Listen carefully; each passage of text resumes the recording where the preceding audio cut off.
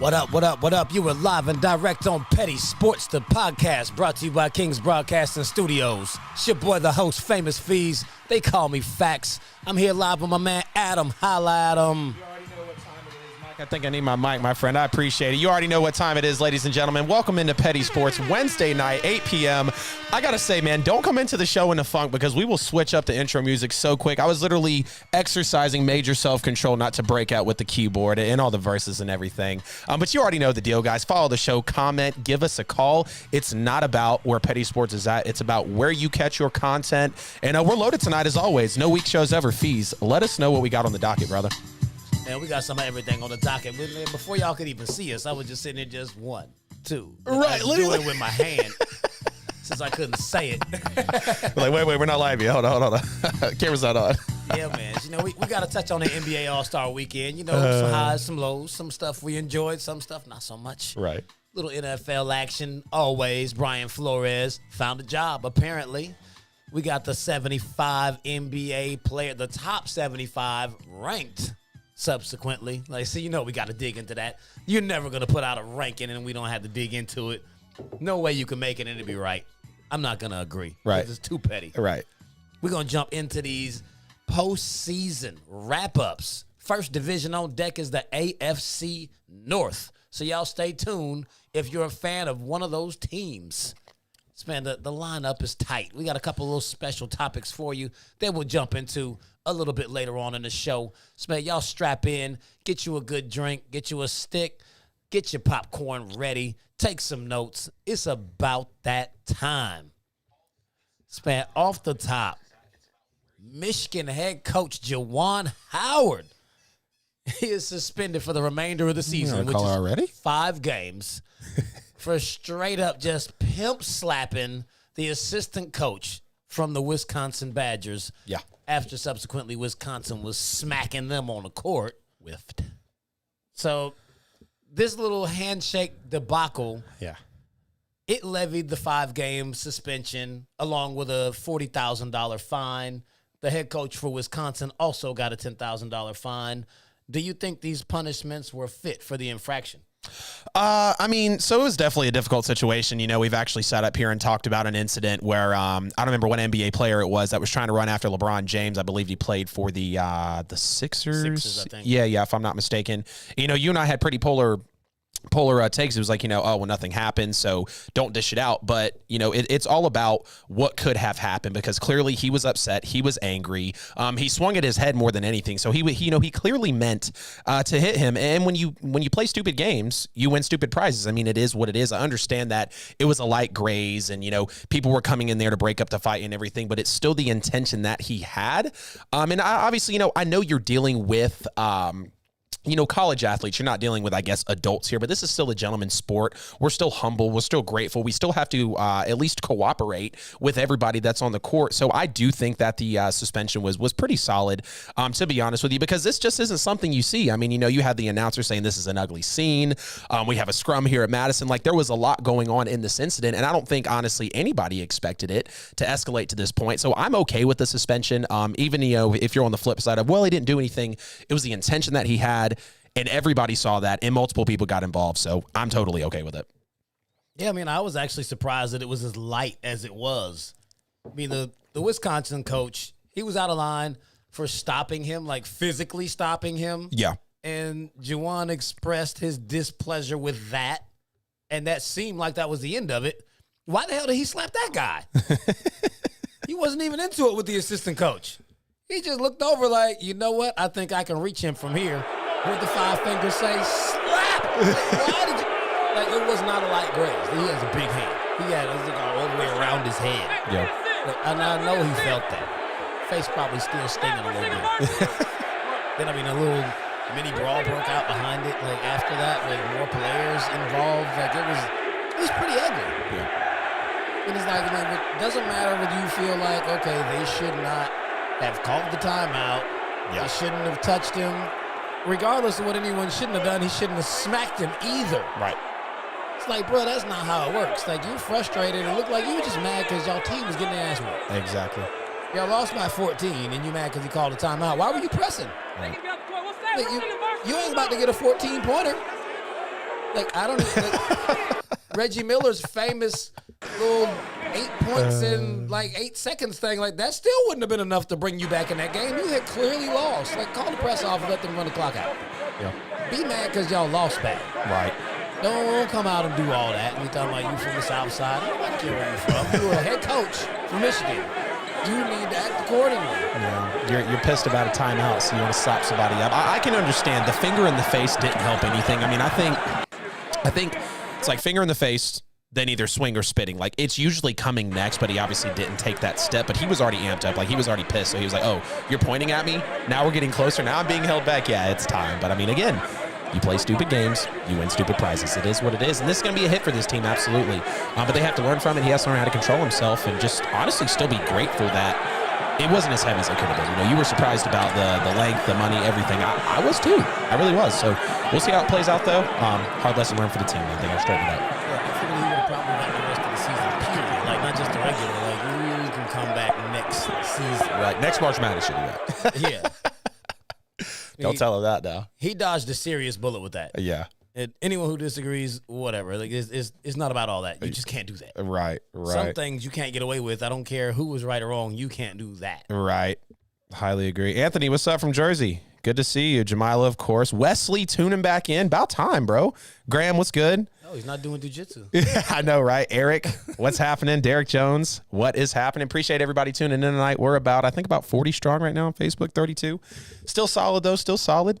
Y'all call the show, 678-871-9602. There is really no certain time to call. I mean, call whenever. When you hear something you like, you don't like. If you want to hear us talk about something, give the show a ring. For sure. Absolutely, man. So we're going to jump into the NBA All-Star action. Team LeBron won for the 5th straight time, and the game was actually really exciting. I mean, it was tight all the way through. Yeah. I mean, we watched Steph light it up, which subsequently didn't start until the second quarter. Right. But when he turned it on, it never went away. Right. It was insane. Just put on a clinic from behind the arc. Bron drained the game winner, had a bunch of breakaway dunks.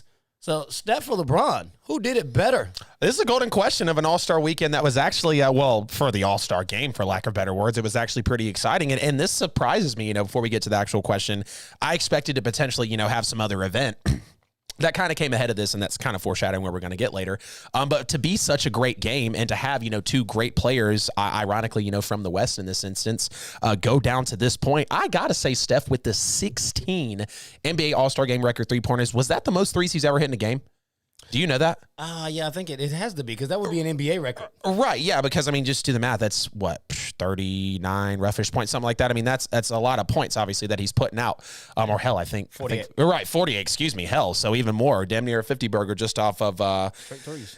Straight threes. I got to say Steph, though. That was just a hell of a performance. Great ball movement by him. And again, whether the game was or wasn't, genuinely competitive, we saw that as the viewer. And I think that's, you can even get deeper than the Steph or LeBron here. We saw that as a viewer from the big stars in the game. Not just the game overall was competitive, but your big stars were making big plays and actually decently key moments in this one. And again, people say the All-Star game isn't what it used to be or has never really meant anything, and I can kind of get behind that. But I do think Steph Curry was better in this instance. Now, Bron was great as well. Don't get me wrong. Awesome game winner. Was doing plenty of things, breaking to the rack. LeBron was being LeBron. Steph was being Steph, and I just think Steph took the cake for this one, for sure. It's easily Steph. Did you see that man's stat line? Right. It was 17 for 30, but he was 16 of 27 from 3. Right. He took 27 3-pointers in one game. Yep. It was insane. And then he hit at 59%. Yeah. That is a ridiculous percentage. And he wasn't just shooting wide open shots. The dude went for 50 points, 5 boards, and I don't even know how the hell he got 2 assists. So I swear he didn't pass. Right. He shot, didn't matter where he got the ball at. He was like, man, I'm shooting from half court, shooting from the side, shooting everywhere, all threes. But you saw the dude. He hit a turnaround from the corner, asked the fans who made the shot. He was hitting runners. He ran into the paint and then turned around and ran back out, turn around, drained the 3. Yep. Hit the one-legged runner 3-pointers off the dribble from the logo. Wait a minute.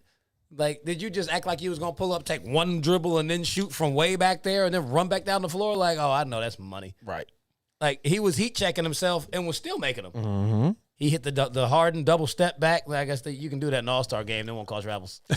No, definitely not. He did hit a couple of those. Nothing to impede the product fees. Hitting step backs over big men, hitting wide open. It's like any way that you could make a three-pointer, he made a couple of them that way. Right. Like the basket looked like the Pacific Ocean to him out there. Oh, yeah. It was ridiculous. 50 points in an All-Star game shooting like that, yeah, that's pretty remarkable. Yeah, man. Like, you heard him on the sideline at one point. He's like, what's the record for the most points scored in an All-Star game? He's like, let me run it out real quick. I'm coming for you. It's like, you know what? I'm on fire. Right. What's the record? Yeah. I'm going to go for it tonight. That's right. That's absolutely right. I mean, like, that's the kind of performance that people that are, like, really diehard and big Steph Curry fans, that's what they watch for. Right. Like, there's a lot of people that think that he should do that every single night. And when I say a lot of people, I know Pops is like, yeah, he should do that every game. Not going to shoot like that for 82 games. Right. It's just not normal. But, yeah, I mean, there's no way we were giving LeBron that award for a bunch of breakaway dunks and a game winner. Right. I mean, he had a good game. It was nowhere near Steph's game. He was 2 for 11 from three. Why the hell did he keep shooting so many threes? Yeah. I mean, Steph was influencing him. Hell, what can you say? Yeah, it's like this is what he does. Right. Steph ain't out here dunking. You stop shooting threes. Yep. Yep. You play your game, please. Right. So, man, the dunk contest. God. It was underwhelming, as expected. No Correct. one really walked into there thinking, oh, I can't wait for the dunk contest. This is going to be the most amazing one ever. Nah. It year by year it declines. Nobody's really worried about it. I mean, what can the NBA do to fix what used to be the main event for All-Star Weekend? This is a good one as well, man, because, and I should have dug into this before, obviously getting on air, but I'm not sure how they pick the dunk contestants. I'm sure they reach out to multiple people. Like we've heard of Aaron Gordon. He went twice and lost, so he probably rejected all the requests coming forward. I mean, we've seen guys. I think LeBron is a couple of times actually turned it down because he wanted to. But I think if we had to honestly get it more fan involved, because I think that's the big thing. Obviously, is when All-Star Weekend comes around, you've got all your stars in one place. You've just got a bunch of people, rallying around in a great city for an awesome weekend with plenty of events. I think you actually put the fans in control to potentially vote on the, dunk contest and people that are obviously going to be in the dunk contest. I mean, we remember the years of Blake Griffin. Obviously, we remember the years of Dwight Howard. That's what people want to see. That's what people want to see coming back. Yes, we've obviously still got crazy dunks every year and props and things of that nature, but eventually you do start to see, some of those things recycled through, which isn't horrible. Obviously, I mean, you can only do so many dunks, on a court before you obviously, expunge all your options. But in terms of, kind of fixing it, because again, the goal, in my opinion, is to get the fans involved. Because again, it's not like everyone's taking it super serious, but we want to have fun. We want to see some awesome highlights. So I think if you can include the fans, I don't know, kind of like you do All-Star game voting. You just go on there and pick your player that you want to. Vote a million times for Kevin Durant if you want. I mean, if the fans want to see that, they're obviously going to flock to the TV knowing that the league listens to them. So I say include the fans on a vote and see who your dunk contestants are.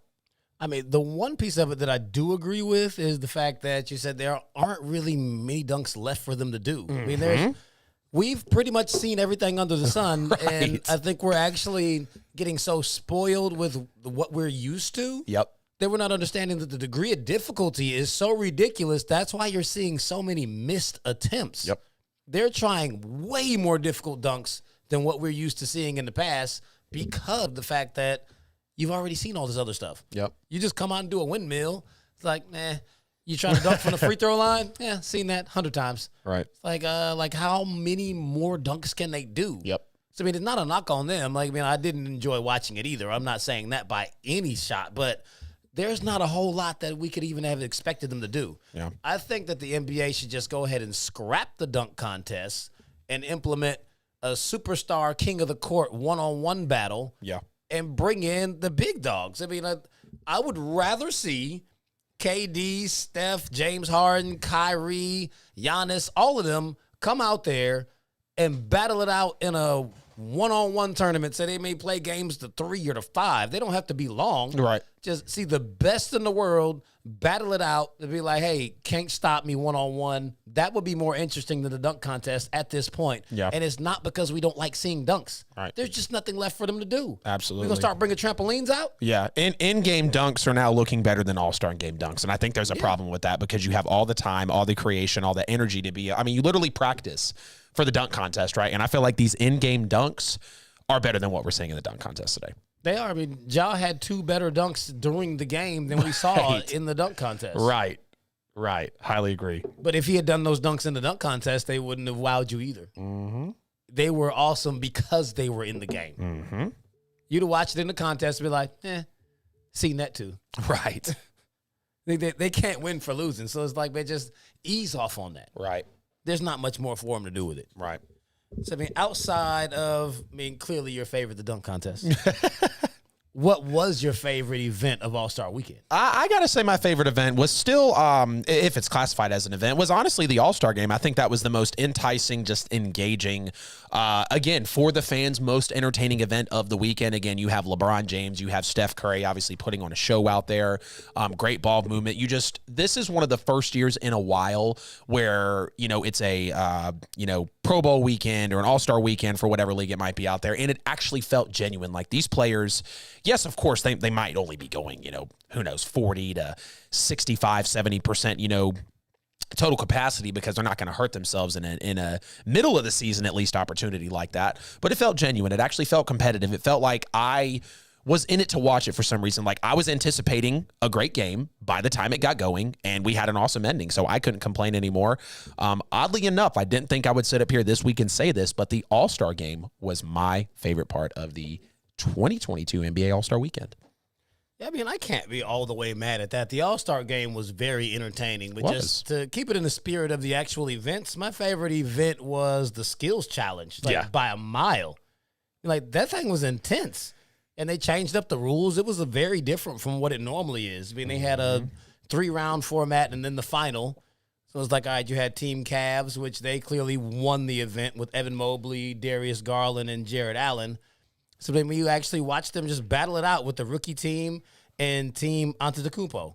Like, that was pretty dope. They let all the brothers get out there. Granted, it's like, we didn't really think all of them were going to win. Like, they're not the greatest players, but it was fun to watch. Round 1 was team shooting, where they gave, everybody got 30 seconds to shoot from 5 different spots. Like, the Cavs took that one.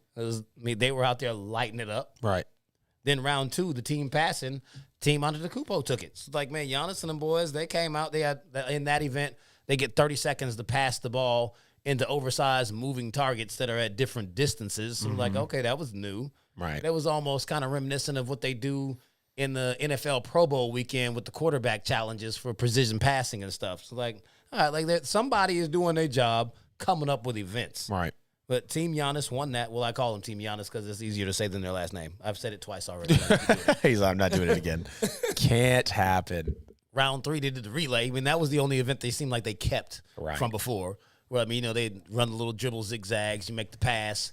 You had to do a layup, 3-pointer, and run the length of the floor. Right. But then the Rooks won that. So, like, all 3 squads won one of the rounds. Yep. So, at the end of that, now you had Team Cavs versus Team Antetokounmpo. They had to do a 3-point shootout to determine who was going to face the Rooks in the final. Right. And they let Giannis shoot it. I don't know what they were thinking. Yeah. So clearly we know how that ended. The Giannis boys were done. Team Cavs went to the final, which was a pretty dope final. They had to shoot a 3-point, well, not even a 3-pointer. They had to shoot a half-court shot. Each person just alternate one at a time. They just keep shooting threes until somebody makes one. So it's the fastest team to make one. Uh-huh. And it looked like the Rooks had it. They made a 3 in 9.9 seconds. Right.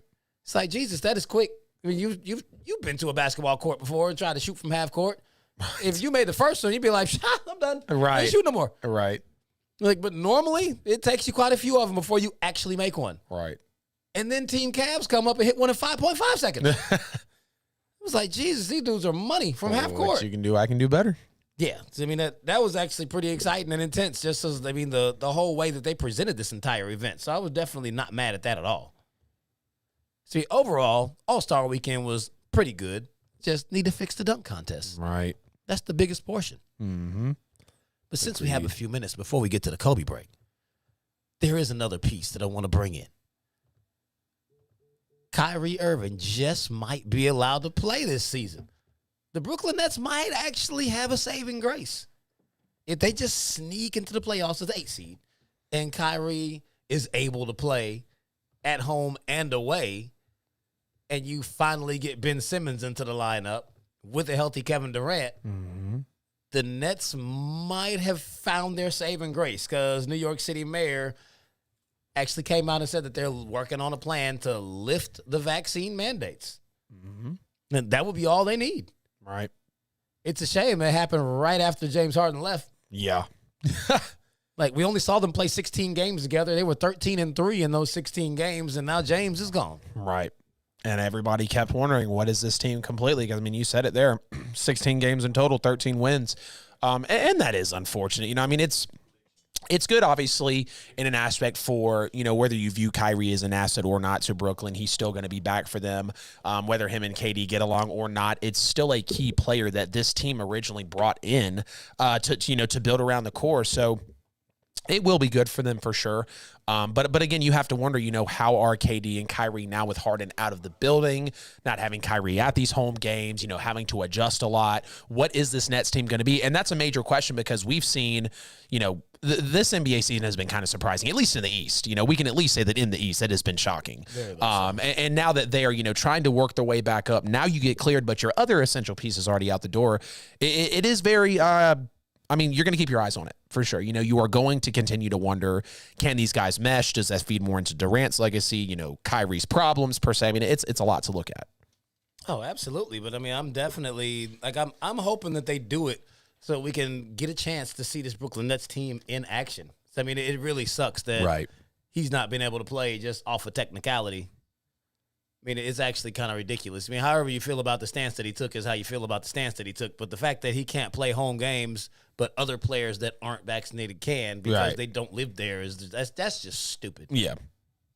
Like, if they can't, they can't. But why can some can and some can't? Right. Agreed there, totally. Yeah, just pure ridiculousness. So, I mean, there's no timetable for how long it will take for them to do that. I mean, I know they said they just plan to phase the vaccine mandate out. So, I mean, that could push clear off past the playoffs. It's just an idea. Yeah. I mean, between that and we don't know how long Ben Simmons is going to wait to come back. Yeah, it's going to be fun to see Ben Simmons, Kyrie Irving, and, well, hell, if they're on the floor at the same time, but also Kevin Durant. That's going to be interesting to see because, you know, I heard on the way in, people were talking about, oh, is it KD? Is it Harden? You know, now people are saying the Ben Simmons mental issues and the, you know, being afraid of the court was solely related to Philadelphia. So it's a lot going on in the Brooklyn franchise right now. And it's, again, you just have to sit back, watch, take it in, and see what it unfolds out to, honestly. Yeah, pretty much. I mean, I really hope that they actually get it together. I mean, it's not like I'm rooting for the Nets, but I want to see all the best players playing. Yeah. The playoffs aren't as good when the best players aren't in it. That's absolutely right. Yeah, so absolutely right. Hopefully this happens sooner than later. Yep. I'd be happy for it. Oh, absolutely. I mean, hell, here we go. He was picking up the phone. He's like, where is it? What is happening? Yeah, like I don't want to move on. He's like, I can't get cut off. I can't go into another topic and we roll over 824. No. Ladies and gentlemen, you already know 824 on Wednesday. Petty Sports. 3, 2, 1. Kobe. R.I.P. to the Mamba. Bell, over to you, my friend. Yes, sir, ladies and gentlemen. Appreciate that, Adam. You are tuned in to Petty Sports Wednesday night edition like every week, 8 o'clock sharp. All brought to you by Post 880 Radio, featuring Adam Lewis and Famous Facts Fees. You know what I'm saying? Appreciate you guys tuning in. See everybody in the chat room. What's up, Pimpin' Ken? I see you out there, Graham, Christopher, Wesley. Oh, Wesley in the house early tonight. All right, then. That's what's good. Derek, Eric, we see you, man. Share the show. Jamila, share the show, everybody. Daryl, Anthony, thank you so much for tuning in. Like always, you can go to your different podcast platforms of preference and download or listen to Petty Sports. Just type in Petty Sports on Apple, Google, Spotify, iHeart, and you know what I'm saying? Listen to the guys in your car on your way to work, or you want to share it with some people on the road while you riding along. Hey, do that. Thank you once again. You could have been anywhere else in the world, but you're right here with the guys at the table making it do what it do. You know what I'm saying? Go to KingzBroadcasting.com. Spend some money. Got plenty of merch over there. You know what I'm saying? Cups, tumblers, T-shirts, Petty Sports shirts, hoodies, all that kind of good stuff, man. So they make wonderful gifts. And we also have a big donate button at the bottom of the home page where you can donate and help us continue to bring forth this great content every week. Like always, man, you can call in at 678-871-9602, 678-871-9602. That's how you can be a part of the show tonight and express your opinions and, you know what I'm saying, let the guys go back and forth with you on it, you know what I'm saying? So we're looking forward to hearing from you tonight, all right? Go to the YouTube page at Petty Sports, subscribe, hit the notification bell, so anytime the show is hot, you will be notified and you can tune in right away. Same thing on the Book of Face, Fedbook, Twitch, Twitter, Instagram, TikTok. Type in Petty Sports. We all over the place. You know what I'm saying? So if you ain't looking, you won't see us. But we all over, man. You know what I'm saying? So help us help you help us, all right? You know what I mean? So do us that big solid like always. And thank you so much. Like, continue to support black business. Continue to support black business. Support black businesses. Because we do. Happy Black Future Month. ATL, hope.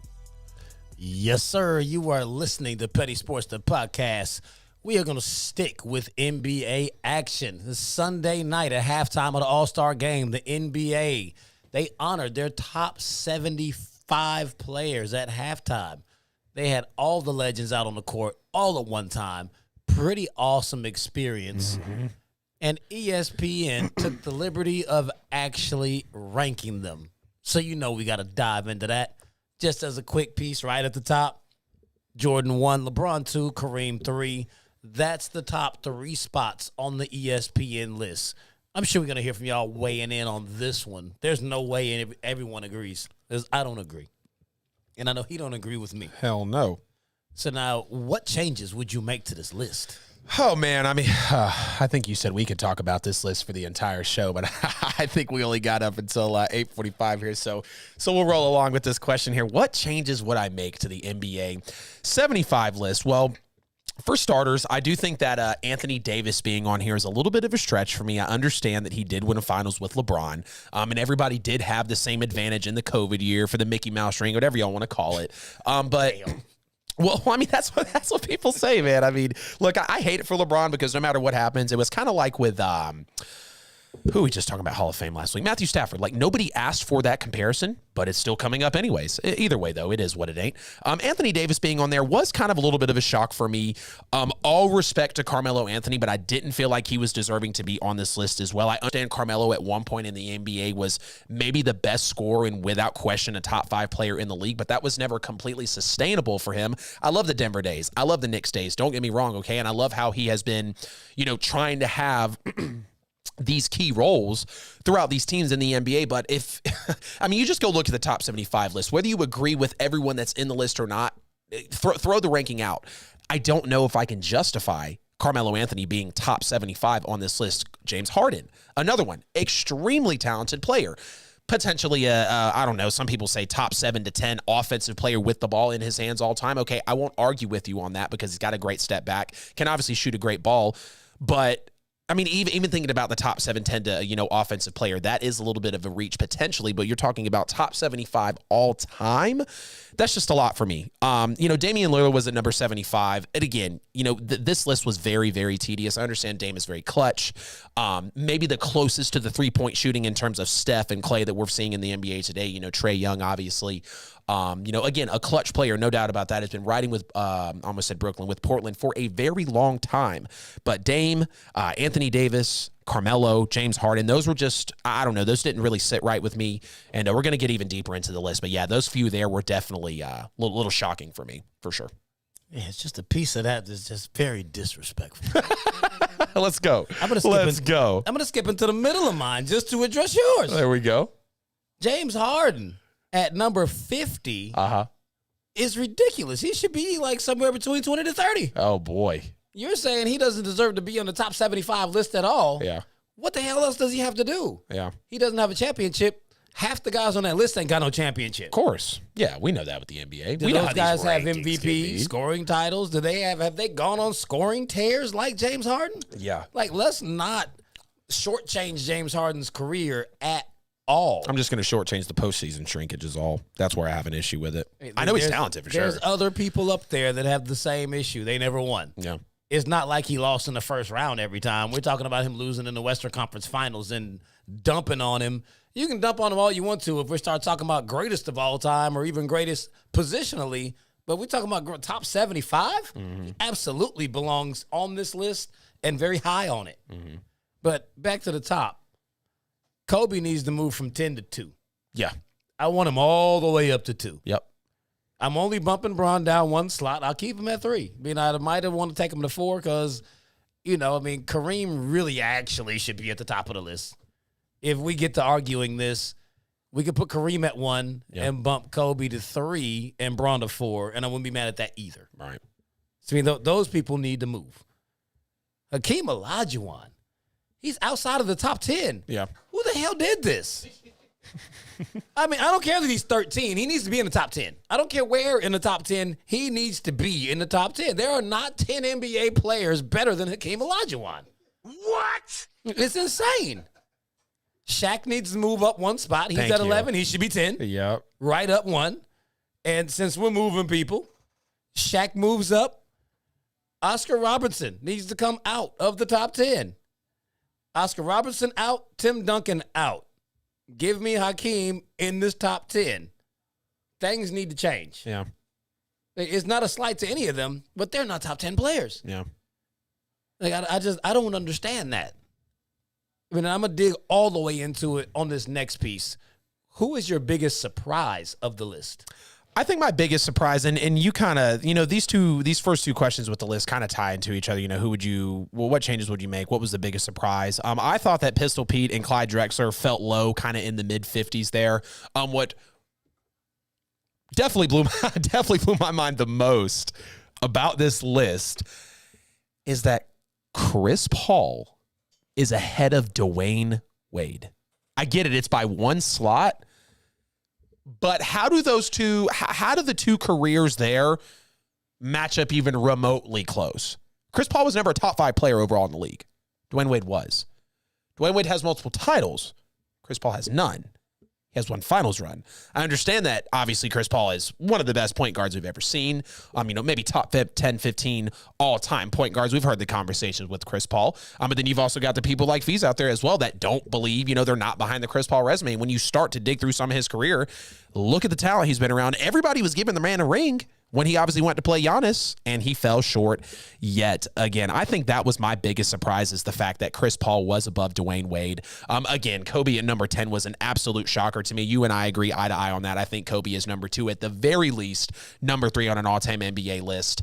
But yeah, I was definitely blown away. And again, just kind of going back to that Carmelo, and it's because it's kind of like when you look at things in a vacuum, or with not legacy, but essentially when you look into a pocket of someone's career and you try to say that, that 5 to 7 years was his really whole 20-year stretch. No, it wasn't.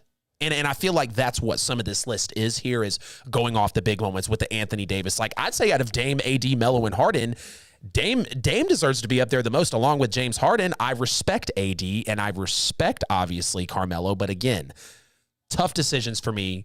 But biggest surprise ranking, definitely. Back to that, Chris Paul above Dwayne Wade was mind-blowing to me. Yeah, above Dwayne Wade, definitely, but he absolutely deserves to be up there. I'm not a fan of him at all, but that's not the... I cannot be a fan of you and still respect that you were a beast. Yeah, he's still top 75, but God, better than D Wade? Like, come on. Yeah. Come on, man. Like, again, who does this? Can we pull the receipts on you? Like, come on, man. Oh, God. Jeez. Jody, don't take me back down this rabbit hole. You talking about Tim Duncan, top 10, best power forward ever. He's not a power forward. Tim Duncan is a damn center, so cut it out. Hey, hey, you right now, go to the YouTube page. We literally did a top 5? Top 5 power forwards of all time right after the Bucks won the finals. Absolutely great. So, I mean, it's like 20 minutes long. If you're really looking to dig in, go check that out, man. He's a center. Yeah. So I think he played, 17 of his 20 seasons, you said? I'm not entertaining that. It wasn't quite that many. It was a little over 50% of his seasons he was a center, though. Yeah.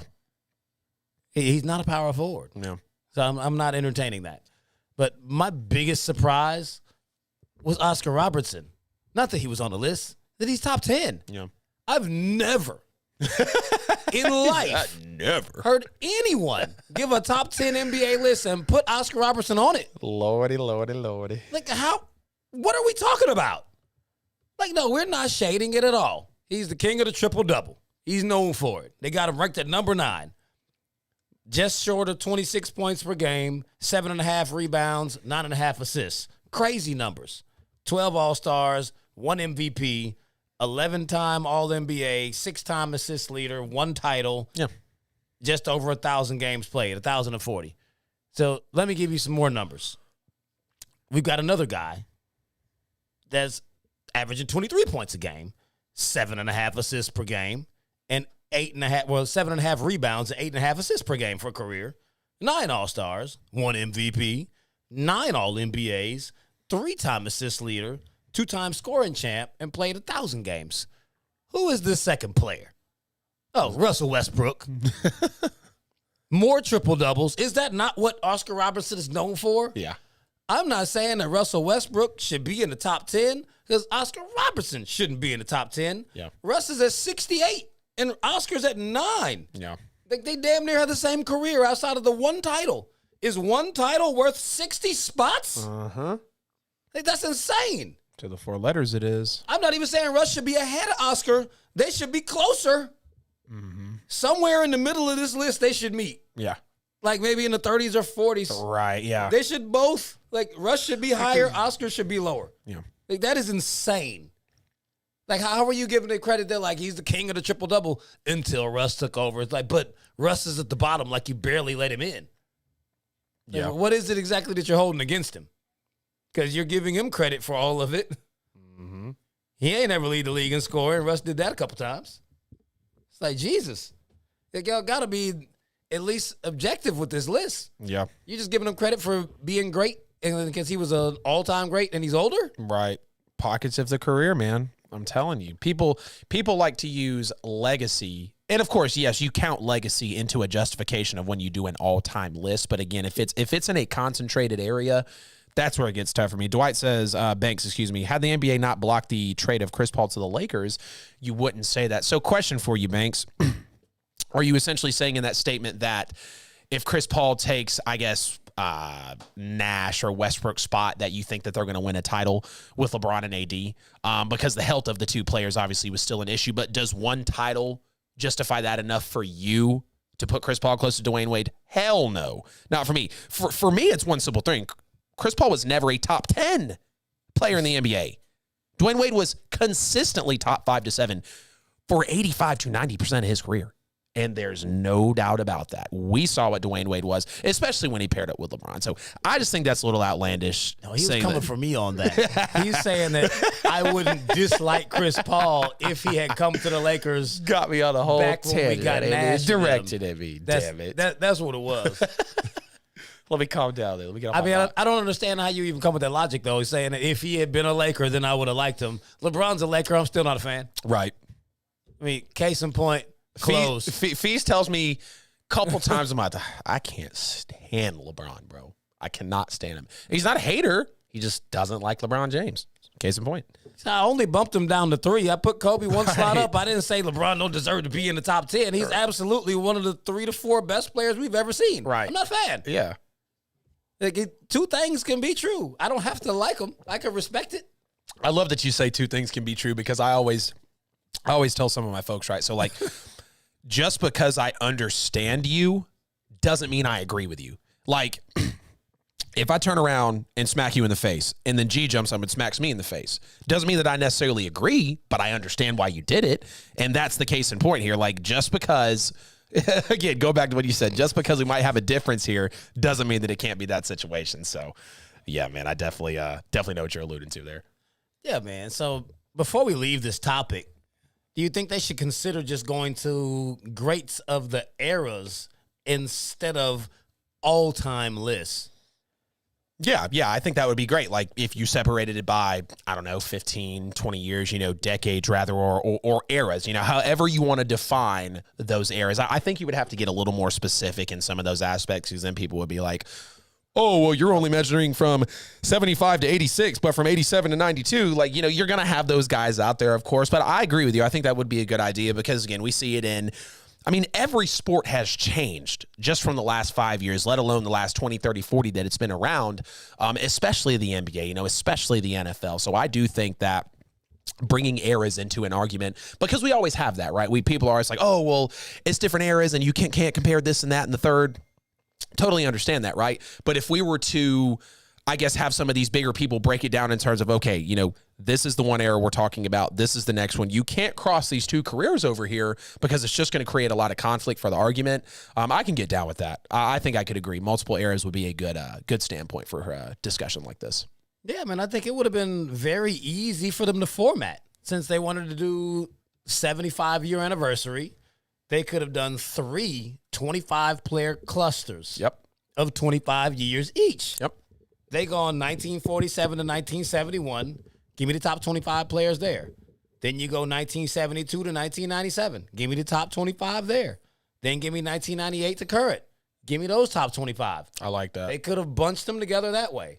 There are probably a few players that would not have made the list because of the way it was grouped, because there's probably not as many from 47 to 71 that are on this list as the 98 to current. Right. But you're honoring the 75-year anniversary. Right. I mean, as you keep going forward, it'll change up. If you want to do 80 years, then you can do 4 20-year clusters. When you get to the 100, do 4 25-year clusters. But make it make more sense. Yeah. Please, for the love of God, make it make more sense with some of these rankings. This entire 75 is like a lot of them seem like they were paying so much homage to the older players. It's like, bro, he's not better. Right. Like they were good in their era, but come on, man. Right. I mean, there's some of the disrespect on the list is just outlandish. Yeah, it's absolutely insane. It's an insult. Honestly, I think it's an insult to people like you and I that obviously get up here and put so much work into, you know, breaking down some of these lists and pull our hair out and, you know, grind our teeth over these top 10 lists that we'll do on the show. And it's like, oh, we're just going to, you know what we're going to do? We're just going to like throw it into one of those randomizers. I think it's like, I don't know what the website is. You can like type it in. It comes with like a pie chart. You can just type all your names. And that's literally what they did for the NBA 75 list. We're just going to shuffle it in whatever list it spits out. Luckily, it's LeBron, Kareem Abdul-Jabbar, and MJ at 1, 2, or 3. But besides that, it's a landslide. It's an avalanche. So yeah, it's doesn't really surprise me because it's ESPN. All respect for the company. They're obviously extremely successful, but it doesn't surprise me the fact that they would throw out a list this atrocious. I mean, it had to be them. You see the NBA didn't do that. He said it had to be them. Damn. The NBA wouldn't dare dip their toe in ranking them. They just named them. Right. They said, hey, look, here's the top 75. We're not even going to put LeBron or MJ or Kobe like up here. We're going to put them like somewhere in here so you don't think we're ranking them. Like the NBA played it very well. ESPN was like, nah, we're going to put our head on a guillotine and this is what it is. And it obviously did not go over well. Yeah, man. You know, Horrible. DB said, what about an overlap in eras? I mean, hey, it is what it is. You played more in one era than the other. Yeah. I mean, one of them you're going to fit into. I mean, clearly Jordan would have been in that third era, in the second era, from 72 to 97. He won a championship in 98, but that was just one. He got 5 in the other era, so he's going in that era. Yeah. It's like it's not that difficult. There are a few guys who really do cross the eras, but for the most part, the people who cross could fit into any of them. Yeah. See, and then you got guys like Banks. Like, well, what about the overlapping? See, I'm just telling you, when you're like eras, okay, what defines you being in an era? Like, was it the time that you only played, or was it the time that you were dominant? You know what I mean? You're just gonna have so much thrown into it. But I agree, eras it's are not easier as to define than just the top 75, which ended up being 76. Yeah. It's like you couldn't even lock it down to 75. Right. We had to go one extra to name a player that not a lot have heard of. But by the way, this whole list up front, still going to be pretty bad. And now we got Clay wearing number 77 shooting 3-pointers. Oh, jeez. Jeez. So, man, when we come back off this quick sponsorship break, we're going to come back and talk about the new, what is he? He's not even the defensive coordinator. the senior defensive assistant for the Pittsburgh Steelers. Y'all keep this thing locked. Mike Banks. Mike Banks. Mike Bell. I was reading what he kept writing. Mike Beasley, take us away. Yeah, man. Appreciate it. Famous Facts Feeds, ladies and gentlemen. Thank you for tuning in tonight. You are tuned in to Petty Sports Wednesday Night Edition with Adam Lewis. Famous Facts Feeds at the table like always at 8 p.m. every Wednesday night. We appreciate you tuning in like always. Of course, all of this is brought to you by Pulse 880 Radio. It's a 24/7 internet radio station. Go over and support it. All types of music over there, man. They got hip-hop, jazz, gospel, like R&B, urban, name it, we got it. You know what I'm saying? A little soft rock in there from time to time. So check them out. If you like trap music, it's there. So support Pulse 880 Radio, all right? And everybody in the chat room, y'all getting busy over there. We appreciate the interaction. Everybody go to your podcast platform of preference and download and listen to Petty Sports over there. Petty Sports with a Z. You know what I'm saying? Show love. Subscribe to this YouTube page. Hit the notification bell. And everybody on the Book of Face, thank you so much for the memberships and the follows. The numbers are really going up. We had 44,000. 45,000 strong. Yeah, man. So on the Fed book. Thanks to you guys. We really appreciate it. You know what I'm saying? So share the show with your friends, neighbors, and co-workers. Call your friends, neighbors, and co-workers and let them know, you know what I'm saying? It's a really bomb-ass sports show that comes on every Wednesday with two of the greatest local sports show hosts in the biz, all right? You know what I'm saying? So big up Petty Sports with your peeps so, the numbers can keep going, all right? Go to YouTube, Book of Face, Instagram, TikTok, Twitch, Twitter. Subscribe, follow, like. And we appreciate it. And like always, call in at 678-871-9602. 678-871-9602. That's how you can be a part of the show tonight. We love to hear from you guys. And, hey, happy Black History Future Month. ATL, ho. Yes, sir. You are listening to Petty Sports, the podcast. We jumping right in to former Miami Dolphins head coach Brian Flores. He's been hired as the Pittsburgh Steelers senior defensive assistant and linebackers coach. I mean, that's a hell of a demotion from head coach. He's not even the DC, man. Not even a coordinator. I don't know what this position actually is. Senior defensive assistant, sir. He's a liaison to the defense. Hey, so this is what they said. Okay, this is what they said. Cool. Yeah. So now, what impact will this ongoing lawsuit with the NFL actually have on Pittsburgh this season? That is going to be a very enticing situation for this franchise because if there's anything that we've seen in the NFL, it's when you start to make a lot of noise in the offseason or make that unnecessary commotion within your franchise that is not needed when you're trying to make a push. And clearly, the Steelers a couple seasons back, 11-0, totally feeling great. They obviously had Super Bowl aspirations. So when you bring in a guy like Flores, who obviously has a lot on his back, we saw it with the Cowboys a few seasons ago. We saw it with the Raiders last year with a lot of commotion. And are the Steelers going to be one of those teams to where it's like, okay, yes, you could be, let's say, I don't know, at one point in the season, 8-3, right? But if you've got some of that energy on your side, I feel like that eventually comes to the forefront, especially when you don't need it to. And I don't want that to happen for a team like Pittsburgh, with Brian Flores being in an ongoing lawsuit, but it's kind of inevitable, and it's not that Flores is going to be bad. It's not that, this team is going to necessarily fall apart, but we've seen it time and time again. And if there's one thing that always stays consistent in the NFL, especially, is when you make a lot of noise and you have a lot of speculation around a certain aspect of your team, that is eventually going to shine forward. And again, I'm not saying that Flores himself is going to make a call or a decision or a remark or anything that's going to be the downfall of this team, but we've seen it time and time again. And Pittsburgh, obviously, again, they've been a team that's wanting to get to the bowl. Obviously, the offense has struggled a good bit, so you would like to have seen them bring in another piece of the team that would definitely supplement for them. But either way, I do think it will have a fairly strong impact on this team, but hopefully they can overcome it so it's not like a Raiders situation, not like a Cowboys situation, that we've seen in the past. Yeah, just strictly from the publicity side of it, I don't think it's a good move for Pittsburgh. Right. mean, we like to see Brian Flores get hired, which he definitely should have gotten a head coaching job. For him to be a senior defensive assistant is pretty disrespectful to the pedigree and the resume that he actually has. But given this lawsuit, it's like Pittsburgh is kind of fresh off of trying to shake off the unnecessary distractions between they had Antonio Brown in the locker room going live all the time, and then Juju Smith bringing all this light into everything. They finally they got AB out. Juju has stopped the nonsense, and subsequently his play tailored off right along with it. But now every single thing you do, they're going to be asking all the players, all the coaches, like, so what do you think about the Brian Flores situation? Like, how do you feel about him coming after the NFL?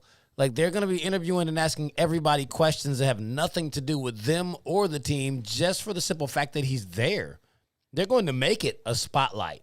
Every interview, every press conference, like before, after the games will be getting broken down and still alluding to his current lawsuit with the NFL. I mean, X's and O's wise, I think it's a great hire.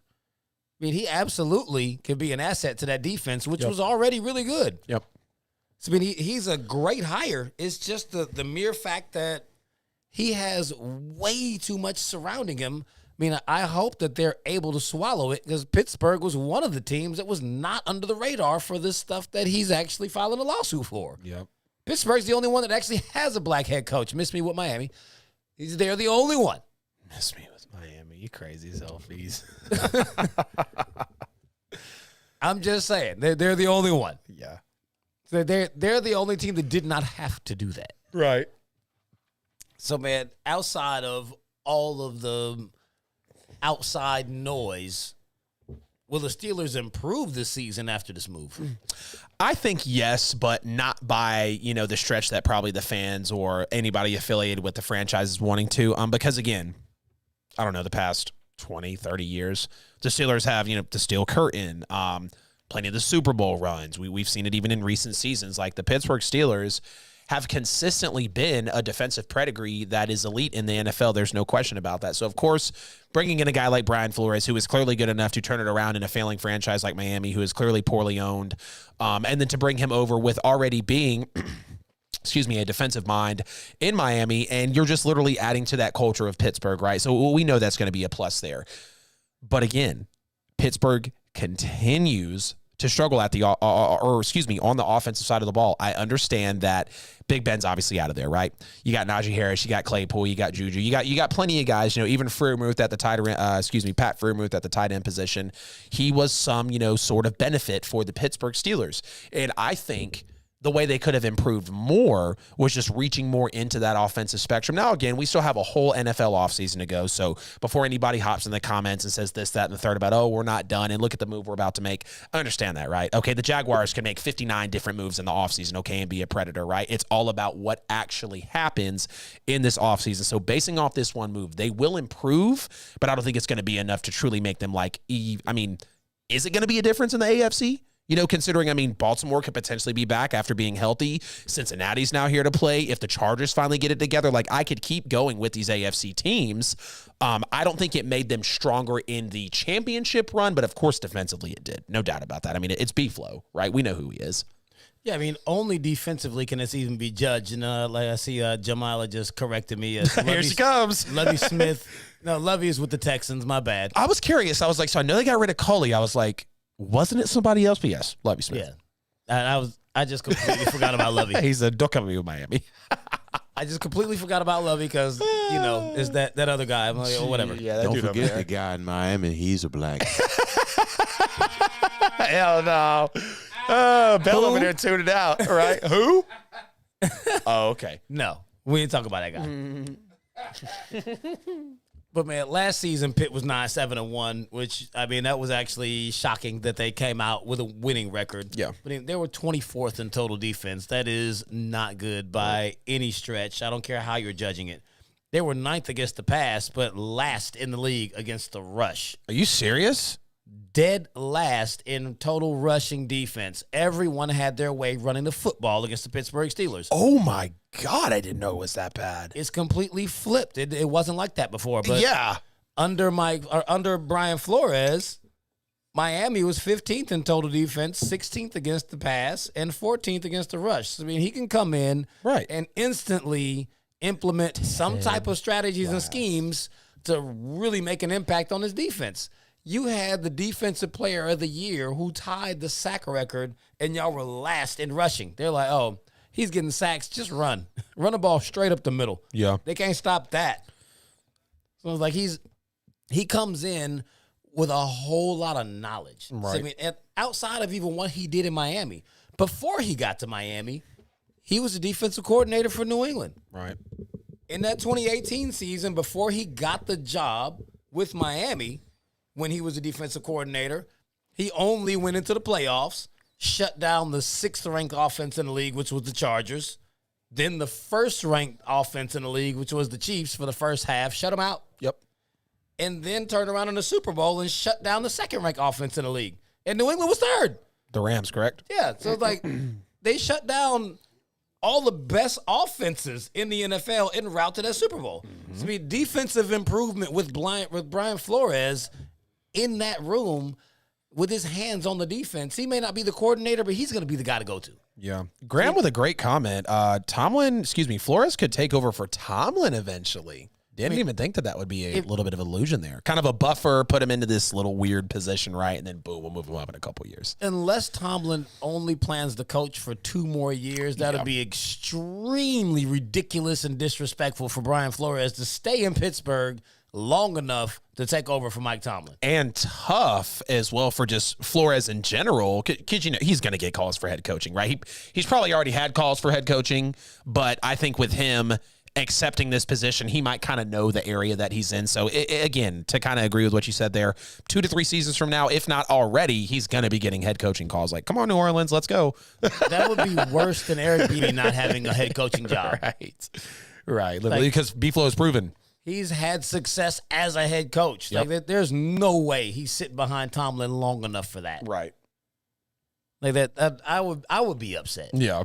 That would be nuts. Like, which one's more disrespectful? Him sitting as the senior defensive assistant for 3 years or getting fired from Miami in the first place? You tell me. Yeah, purely ridiculous. So, one sidebar question of it. Do you think that Pittsburgh made this hire just to satisfy some, like, just to kind of just clear some of the smoke with the whole Brian Flores situation? No. Because I don't really see the benefit for either team. I totally understand Mike Tomlin is, probably top 3, top 5 coach in the NFL, despite the record we've seen what he's been able to do season in and season out. So, of course, it adds to, again, the Steelers' pedigree, the defensive culture, this, that, and the third.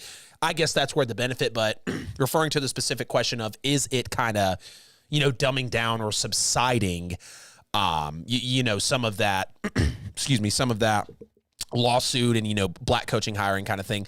I don't really think that they would have made a move for that because, again, if you've already got, the next biggest step, let me walk back a little bit. If you've already got a black head coach, the next biggest step would be a black owner, black GM, things of that nature. You're talking about a senior defensive assistant. Like, you're not even talking about the full DC, right? You're not even talking about a special teams coach, right? A senior defensive assistant / linebackers coach. And who knows, like, he could get promoted within the next, I don't know, or the first 8 to 10 weeks in the NFL season. Now, that would be great, right up to the DC position. But in terms of kind of subsiding some of what's going on with the black coaching in the league, I just don't see the personal benefit for Pittsburgh, especially at this point in the franchise.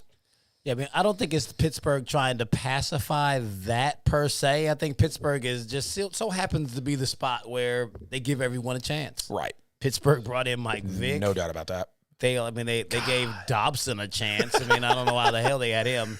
And they got Dwayne Haskins out there. Why he's got a job is beyond me. But they're he has some type of a personal tie to Mike Tomlin. Now they bring in Brian Flores. It's like most of these guys, they did not need them. It's like he just was like, hey, I'm going to give you a shot. And it really is just that. I mean, I don't know if it's just a Tomlin thing or what they're doing, but that just seems to be a place where it's really like it's a safe space. So I can't be mad at that. I mean, Pittsburgh is going to bring in every black player and coach that is available to make sure that they get a shot. And for that, I commend them. But they don't need all the people that they bring in. Yeah. Kobe, that's crazy on YouTube talking about he will not and did not get legit head coach calls. That's absolutely nuts to me because you can't tell me that there's at least at the bare minimum 3 to 5 teams in the NFL, whether they have a great head coach or not, would at least entertain Brian Flores coming into the franchise. So that I can't get down with. Again, we know what Flores is. He obviously turned Miami around. It's nuts he's not the head coach of the Dolphins right now, right? But I have to believe. I mean, come on now. So many teams are desperate. Oh, you're in a 9-figure lawsuit with the NFL. Okay, cool. Come coach for us. We're fine with that. Like some teams just clearly don't care. So I don't believe that he hasn't got the opportunity to coach even after the lawsuit. People don't just neglect head coaching talent like that, especially how it's hard to come by coaches. I mean, if you think about it, a lot of head coaches are whiffs. Like let's think about the recent head coaching hires, right? Outside of like McDermott, McVay, and I guess like Stefanski. Obviously, there's a couple more you could throw in there, but there's more busts than there are successions in the NFL for at least new head coaching hires. So a little bit of a testament to that there. Given the lawsuit, I don't think there's pretty much anybody who's going to give it a chance now. No. Had he not done that, he probably would have a job now, which is, I mean, it's extreme speculation, but that's all you're really left to think. Like, they're not bringing him in just because of what he's doing. But, I mean, we could talk about that till we're blue in the face. We have reached the top of the hour. Mike Beasy is going to take us away one more time. When we come back, we got a fresh new slate of topics. We're going to break down the AFC North, which we've been talking about. It's about to get heated. Jamila, get ready, because we're coming for your Steelers. Mike Beasy, take it away. Yes, ladies and gentlemen, like always, you're tuned in at Wednesday night, Petty Sports Edition, all brought to you by Post 880 Radio. You're watching Famous Facts Fees, and Adam Lewis bring you the latest and greatest in sports news, like always, okay? Everybody in the chat room, we really appreciate you tuning in, listening, and sharing the show. Call in 678-871-9602, 678-871-9602. We are, like he said, at the top of the hour. We have like officially 58 minutes left in the show for you to get in where you fit in, all right? You know what I'm saying? So subscribe to the page on YouTube, Book of Face, Twitch, Twitter, Twitch, all that. Go to Instagram, type in Petty Sports. Join the page, follow, share, and also go to your different podcast platforms of preference: iHeart, Google, Spotify. We all over the place, man. Like I said earlier, we greatly appreciate your support and everybody that's been following us and sticking with us throughout. So big shouts out to you guys, and support black business, support black businesses. It's called We Do. Happy Black Future History Month. ATL Hope.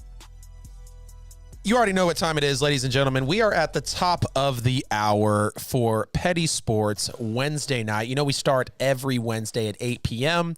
Hey, look, we've had no callers, but we got a lot of juicy topics that are on the slate. So please call in. Y'all been doing great in the chat. 678-871-9602. Don't be afraid to give a call in. Don't be afraid to catch us on social media, because it's not about where you catch your content. It's really about where Petty Sports is at. Be sure to check out Pulse 880 Radio and Kingz Broadcasting Studios if you're looking for an awesome studio to invest in with your broadcasting career. Hit up Gary King, hit up Mike Bell. They would love to help you out.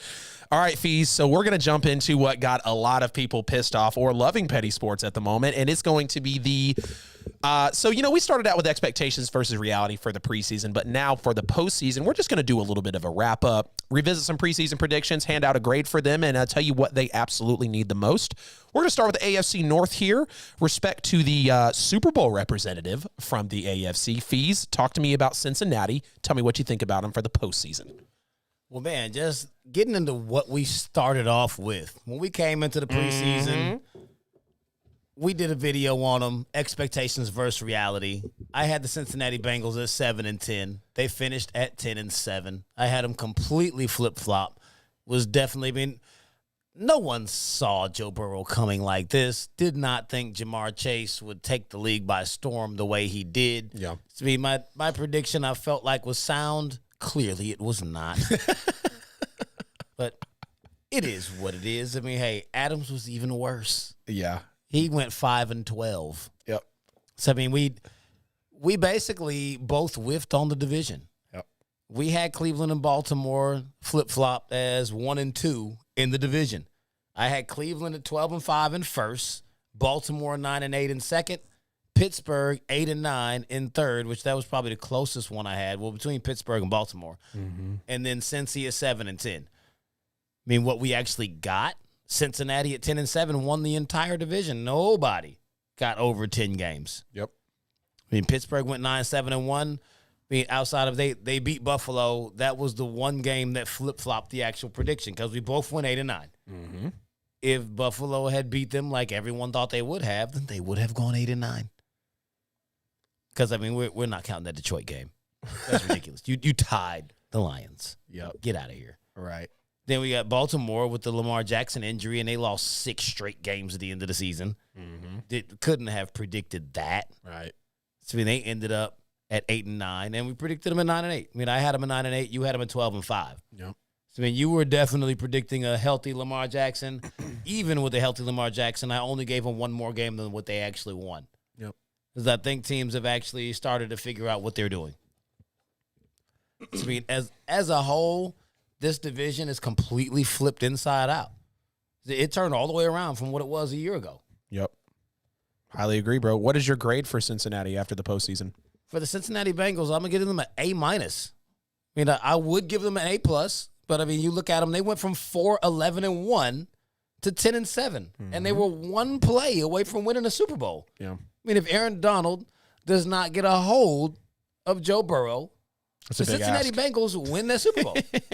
That is a big ask, though, but I know what you mean. That is also a part of why they got the A- and not the A+, because the offensive line had no pulse. They were that good without an offensive line, and that's the only reason they didn't get an A+, because they didn't address it at all, and it was even worse than what we thought. Yep. I mean, Burrow and Chase have put the entire league on notice. They are no longer a sleeper. They are a contender, and they're going to be expected to continue to produce at that level. Right. Now, of course, offensive line is a major, major need for Cincinnati. But next to that, if you have one, what would you say your biggest need is for this team overall? Oh, I mean, next to that, they don't really have one next to it. It's just straight up offensive line. They gave up 51 sacks, led the league. They should scrap the whole line. Just go for all new offensive linemen. Just like I told y'all last week, in free agency and in the draft, just line. Yeah. I mean, if you want to add the offensive line, get another tight end that helps to block, Gronk. Or, I mean, you might want to actually employ an offense that involves a fullback. Right. You need to do something to protect that man. Right. Totally agree. There's no doubt about that. Yep, Fee said it perfectly. So starting with the little preseason look I had here on Cincinnati, I specifically said that Joe Burrow, of course, needed to be protected at all costs, which he definitely needed to, having the third worst offensive line in the NFL, or hell, you said the most sacks given up, so that's even crazier. I also thought that he needed to have a pretty good season as well, but I also said that it's not like he's going to be fighting for any awards. I specifically even mentioned the Comeback Player of the Year award, which he did win. I thought Dak Prescott was going to have a takeaway win for that, but clearly Joe Burrow was the better, more consistent quarterback over the entire season. And I also said that Jamar Chase would need to be worth that pick that he was. And I said that they were going to go 5-12, be last in the division. Jamar Chase clearly put the league on notice. Joe Burrow clearly won Comeback Player of the Year and probably wasn't far from being in some of those close MVP votings as well. And obviously Cincinnati just had a hell of a season as they walked in, going to the Super Bowl, winning the AFC, and taking everybody by surprise. Now, I did have an A- here for Cincinnati as well. I do highly agree with Fees. It would have been at least an A or an A. Well, of course, it would have been an A+ had they won the Super Bowl. Your head coach is walking in with, 6 wins on his record. He was definitely on my hot seat. I even said it in that video. Zach Taylor was on my hot seat. There were so many question marks for the Cincinnati team. And I said, look, this team has so much left to go. I don't know if it's going to be within the next potentially 2 to 5 years or 2 to 4 years to where this team actually makes a run. But, hey, they proved me wrong, ran to the Super Bowl, and Cincinnati played a very good game, I would say, overall. Now, of course, offensive line definitely needs to be addressed. Fees definitely went through that there enough. I mentioned Penei Sewell getting drafted. I thought that they should have taken him. And, of course, they brought in a unit for him as well. But he clearly could have been protected more. I mean, over 50 sacks in the league. Plenty of quarterbacks hits, pressures, hurries, whatever the case may have been. Joe Burrow was harassed all year, especially in the postseason. I understand after the, the Tennessee game, I think 1 sack overall over the next 2 games, but then the Super Bowl came around. We knew it was going to be essentially unguardable for that Rams defensive line. So the Cincinnati Bengals fell short there. But I will say, I think they need to get a number two, a solid number two option behind Joe Mixon. I respect Samaje Perine, no doubt about that. But outside of, I want to say, his first year in the league with Washington, like 605 yards, less than 300 yards last year for the for Samaje Perine as the number two, back up to Joe Mixon. Now, whether that was injuries or not, I totally understand this, the subject there, but you still have to make that more of an aggressive move because we don't want to see another Matthew Stafford, potentially Justin Herbert, Patrick Mahomes, to where they are so reliant on the quarterback, obviously, within the team. Like, you're just now building this culture. Don't wear Joe Burrow out. He's already went through a major injury. He's already also still dealing with a horrible O-line. Build up the O-line. Definitely get him a number two running back in there. All right, Fees, talk to me about the I think we had the Steelers up next here. Yep, talk to me about Pittsburgh. Tell me what you thought about them in the preseason. Preseason, I said the Pittsburgh Steelers would be 8-9. They ended up finishing the season 9-7-1. They pulled one win that we didn't give them. Right. And then they had a tie against the Lions, which was just ridiculous.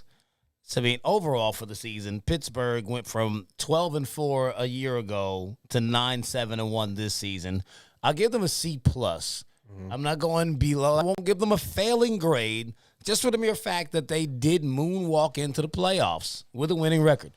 You can't give them a failing record if they actually made the wild card. Right. Granted, they did get smacked by 21 points to Kansas City. They swept the Ravens and the Browns. And they ended up somehow beating Buffalo and Tennessee. So, they won a lot of games that we did not give them credit for winning. Granted, they did lose a bunch of games that we thought that they should have won. So, overall for the season, I'm giving them the C+ just for at least staying the course. They somehow made the playoffs in a season where we felt like they would be mediocre and be on the outside looking in, especially coming out now without Big Ben. We didn't think that they would be able to actually accomplish any of what they did last season. That was mainly because of the defense.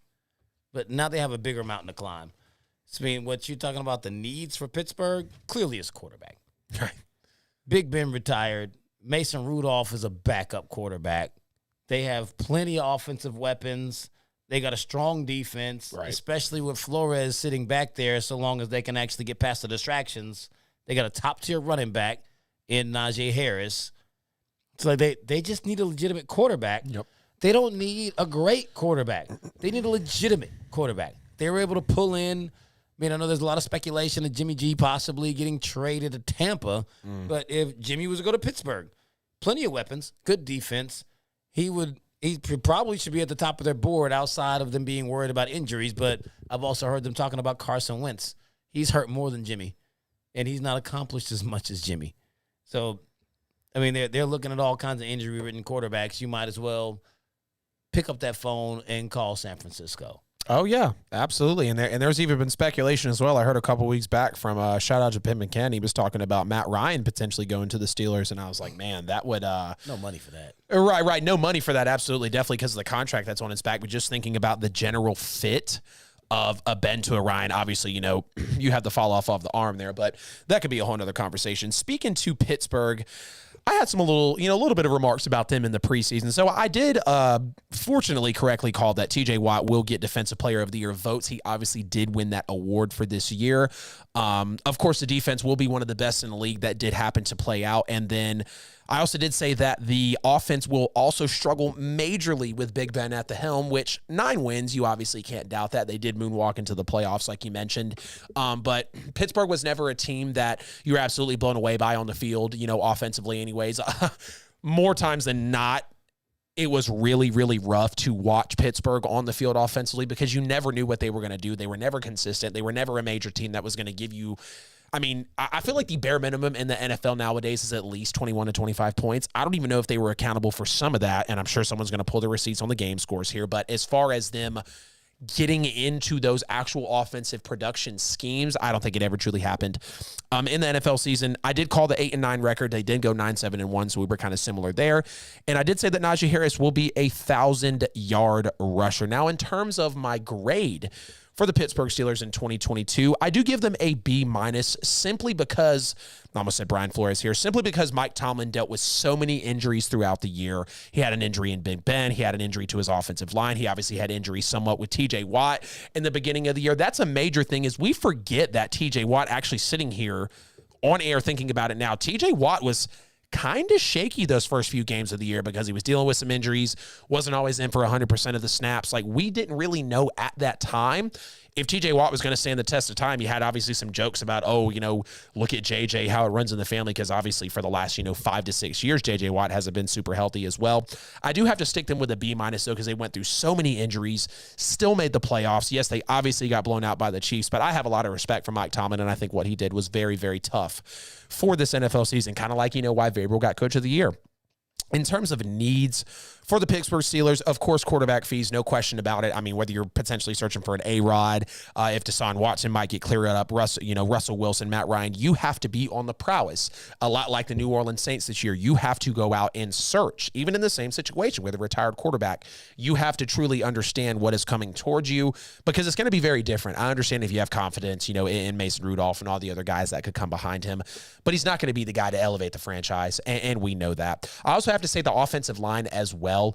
Clearly, Big Ben was getting harassed plenty of times this year. The offensive line has always been, not always been, but at least for the last few seasons, one of the weaker links of Pittsburgh. So if they could go out, I understand that they got a Pat Freiermuth, but he's more obviously, designated as a tight end in that offensive scheme. But if they could pull in some more, free agent offensive linemen or draft a couple of offensive linemen, that would be very key for them, because you got a mini Derrick Henry in the backfield. There's no question about that. A little Jonathan Taylor, whatever you want to look at Najee Harris at. But he needs some push up front for sure. All right, Fees, talk to me about Baltimore. What do you think about them in the preseason?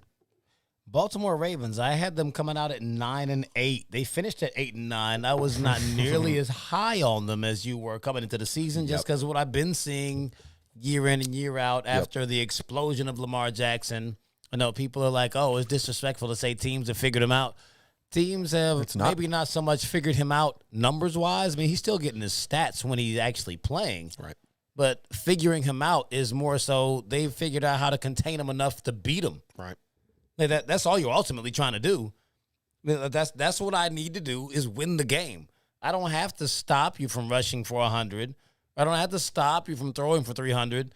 If you don't do both in the game and we win, that's a win. So that's figuring out. So, I mean, I'm giving Baltimore a C for the season overall, and their grade would be much lower than a C if they didn't have to deal with so many injuries. I mean, Lamar Jackson came out this season. They started really strong. I mean, they lost that gut-wrenching game to start the season in Vegas, which I knew they would lose because the Raiders were going to win their first game with fans in that stadium. They didn't stand a chance, and it was a tight game. But after that, they started 5-1. So, I mean, the Ravens looked like they were rolling. I mean, your prediction looked like it was on point at that point. I mean, then Lamar just straight up got banged up.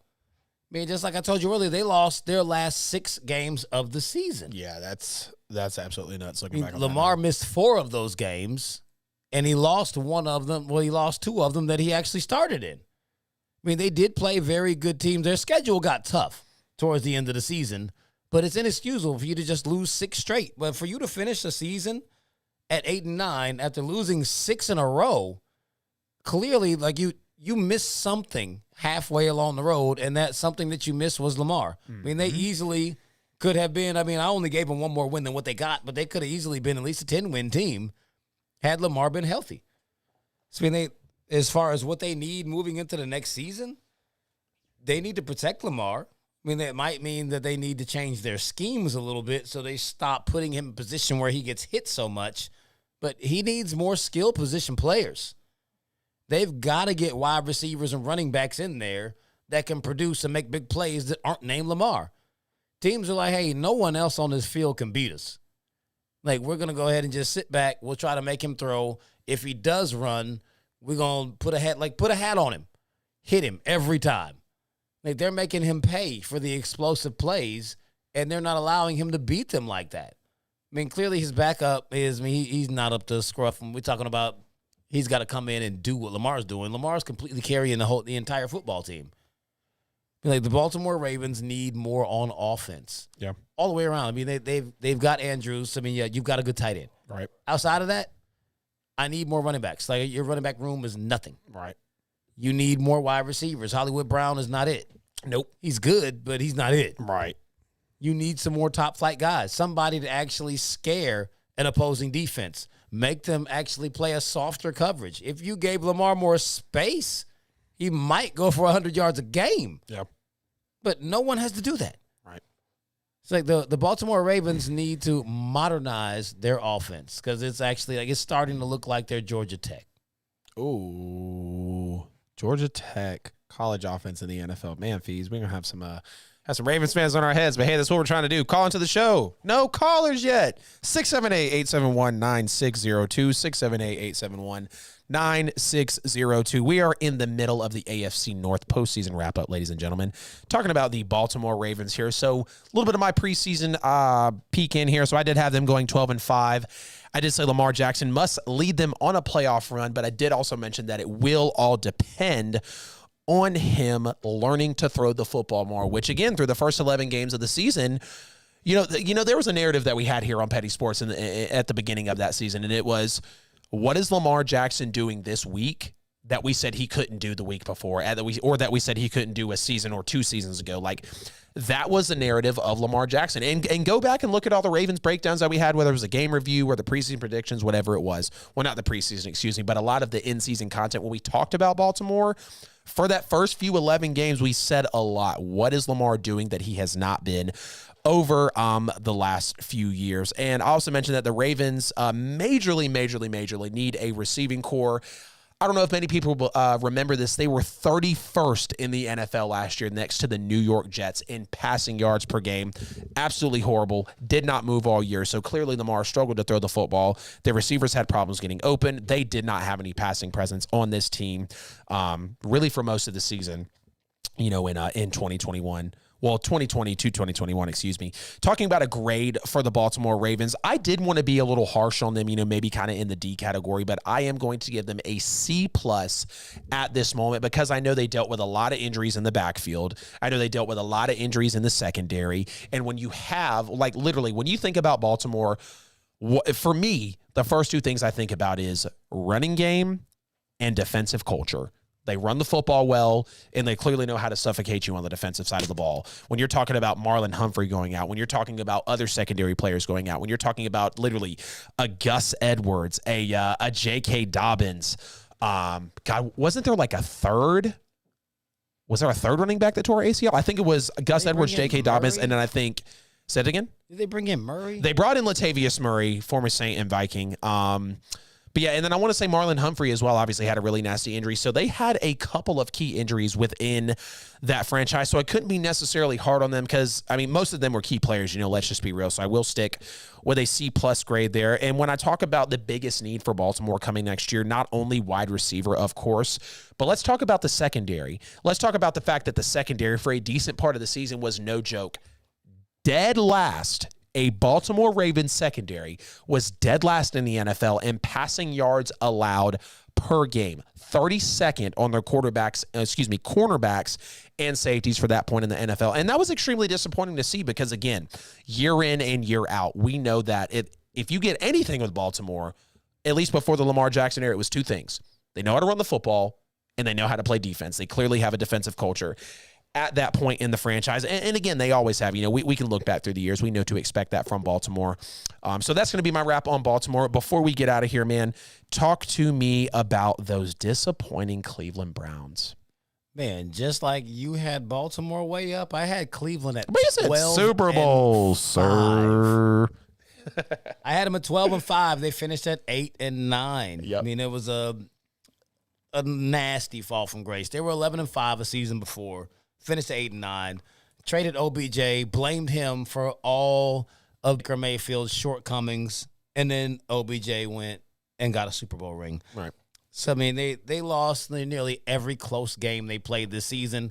I mean, the Cleveland Browns had a lot of tight football games, and they lost all of them. Yep. They were the good teams.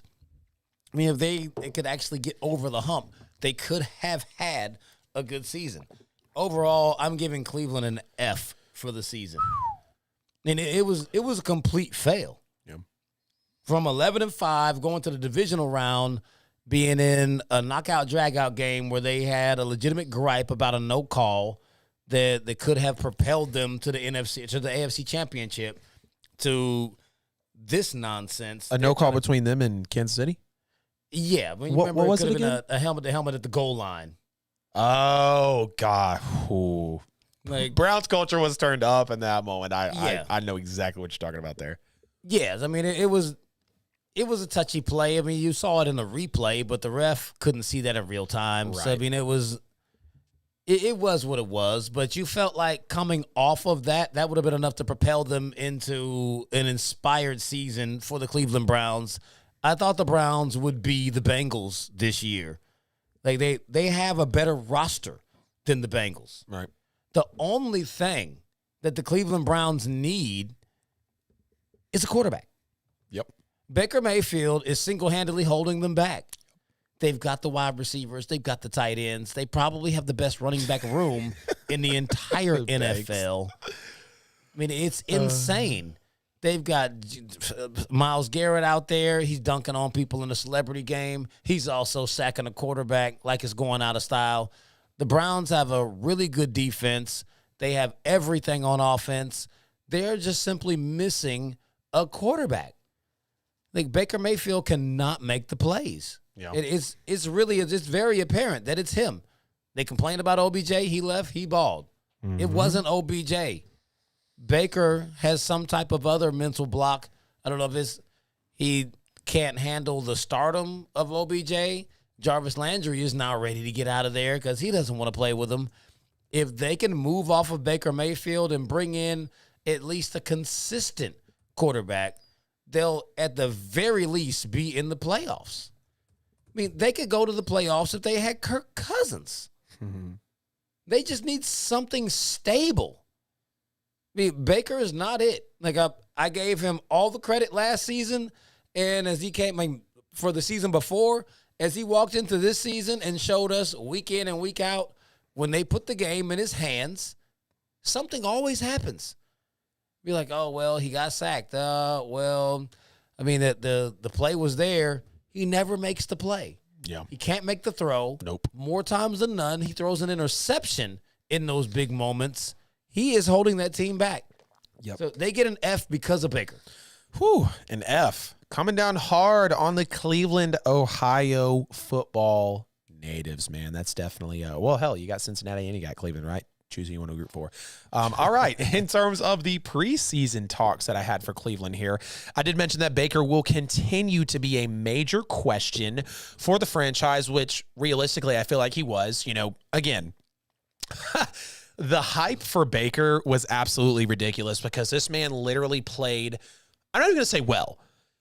People determined it as well because he finally played good up to the moment in about an 8 to 10 game stretch, and everyone was like, oh my God, pay Baker. He's the franchise. Look, all you guys were wrong. This is why he's the number one pick. Absolutely not, because you come back.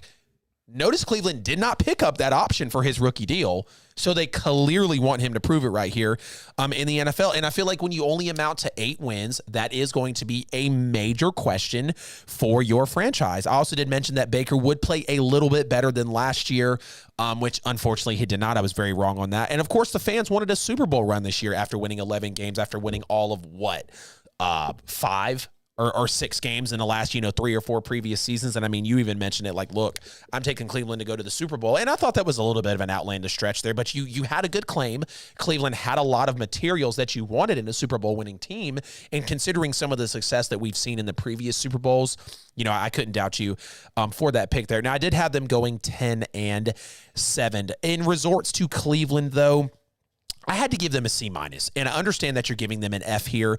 But again, with what I just said, let's not act like that Cleveland didn't win 5 to 6 games, in a compilation of, 3 to 4 seasons before finally, obviously Freddie Kitchens was a bust, but before Stefanski came in and finally turned it around.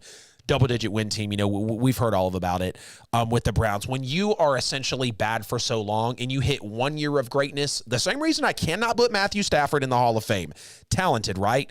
But 1 year of greatness doesn't automatically punch your ticket into being good overall, right? Same thing for the Cleveland Browns. You had, 15, 20 years of being the meme of the NFL, just horrible outcomes, right? Nobody believed in the Cleveland Browns. Just because you go from 11 to 8 isn't enough for me to give them a failing grade for the season, so I am going to have to stick at a C- in that aspect. And Fees, I'm right there with you, man. The Cleveland Browns 100% need a quarterback at this moment. This is probably Baker's last year. Let's just call it how it is. I don't think that Baker Mayfield has that, potential of a ceiling to be only a backup quarterback in the NFL, because, there's no doubting that he clearly played well for 8 to 10 games, of last season, but that wasn't enough for me again to buy in on him as a franchise guy, or, he deserves $30 million. Okay, if he gets that, it's only because of the market, but Baker Mayfield's not worth a penny, not even a dime, a penny above $25 million to me for what he showed me in the major moments for the franchise, for the clutch moments that he's needed to be there, and he hasn't been. So I am going to have to say that. And I know the Browns fans, look, y'all are going to be all over me. Go ahead and hop in the comments, subscribe to the page, tell me about it on Facebook, whatever it may be. I know y'all are going to blast the show for saying that Baker Mayfield needs to be the he's essentially the problem. He's been holding the Browns back for a while. I'm going to stick with the quarterback there as the biggest need. It is 9:30 on Petty Sports, ladies and gentlemen. We have just went through the entire AFC North on the postseason wrap-up. More divisions to come. Bell, I'm going to throw it over to you, and then we're going to come back and talk about a little bit of an interesting partnership with the National Football League. Mike, take it away. Yeah. Appreciate that, Adam. Ladies and gentlemen, you're tuned in. Like always, we greatly appreciate you watching Petty Sports, all brought to you by Pulse 880 Radio. We got the guys, Famous Facts Fees, and Adam Lewis at the table tonight. Like always, we like to thank everybody that's been in the chat room going at it off and on throughout the show. Feel free to call in at 678-871-9602. If you're in the chat room, man, let us know what you're drinking and smoking on. How you passing your time while you're watching the show over there, man. You know what I'm saying? So, hey, it is the bottom of the hour, last 29 minutes of the show. Get your calls in. I know you about done with your popcorn now, so hit us up. All right, ATL, back to the regular scheduled program. Happy Black Future Month. Yes, sir. Just like he said, happy Black Future Month. We got to highlight one of our Black excellent pioneers of this HBCU movement. We got to put a spotlight on Deion Sanders. He had went to Jackson State. He really made waves. He went out there. He brought the primetime flair. He really got everyone paying attention to HBCU football. He got the NFL is now, he's not the reason they're doing the HBCU combine, but since he's gone there, we've now seen Eddie George jump into Tennessee State. We got Hugh Jackson at Grambling. The stars are coming out. People are, I guess, it's really starting to become a movement. The transfer portal, it's off the chain. He's stealing 5-star recruits now. Oh, yeah. Deion Sanders needs to make his way to the list of people being honored for Black History Month because he put the shine on HBCUs. Big ups to prime time. No doubt about that. There was a I don't remember what it was. It was I think a few weeks ago, maybe a month or so back. It was talking about how 3 specific HBCUs had more commits, I think, than 10 other SEC teams or something like that. It was absolutely nuts. But there's no argument for that, man. Deion Sanders has definitely changed the landscape of HBCUs. And it's going to be so awesome, man, to see what it just ripples into over time, because, NIL was it's almost like NIL kind of opened up, that leeway for the HBCU, and now they're just going to feed off of it. They're just going to benefit it. They're just going to change so many Black athletes' lives, so many Black coaches' lives. It's going to be truly great to see, how that plays out, man. But speaking of that partnership that we were discussing lightly before we hit the break, the NFL and the XFL have now partnered up to create innovation programs, potentially promote player safety, and even recruit officials. Thank the Lord, this officiating could not get any worse. With the XFL, we're set to return in a year, with Dwayne "The Rock" Johnson being a spearhead of that company. Do you think this little Petri dish experiment truly helps the NFL, Fees? I think it'll be great. Just because what the NFL usually tries to do I mean, every year each team submits rule change requests, and most of them get rejected. I did not know that. Yeah, like every team submits a request. They're like, can we change this? Usually it's something personal because of something that happened to them over the course of the season, and the league is like, hell no. But lots of times, Shout out Sean Payton, right?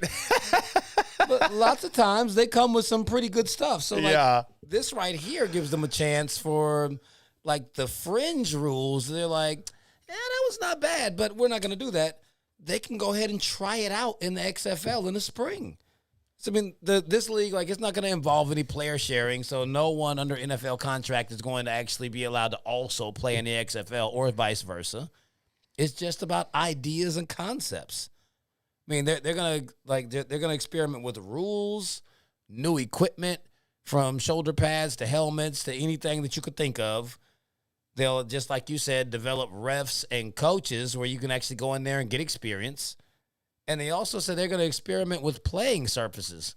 With all the technology they've got out there, if they feel like, oh, maybe they should play on this instead of this synthetic grass or field turf or whatever it is that they got out there, they can try it out in the XFL and see how it works. Just like we watched the Sky Judge when we were doing the, what was that, in the XFL before. Like, they can try out stuff and see, like, hey, like, that seems to be like a pretty cool concept. That could be something good for the league. But now they've got just like what they call it a petri dish, which is, that's hella disrespectful to the league for them to call it a petri dish. I mean, it's like, damn. Like, yeah, I mean, we're just going to test you out to see if you work. Nope. All right, on to the next. Yeah. But, I mean, I think this is a really good idea for them to partner with them just so the ideas that they're bouncing around don't just fall by the wayside because they're like, nah, you know what? We're just not going to do that because that's too drastic a change. Now they can put it in there, implement it over there, see what it looks like, and be like, yeah, I think we can do that.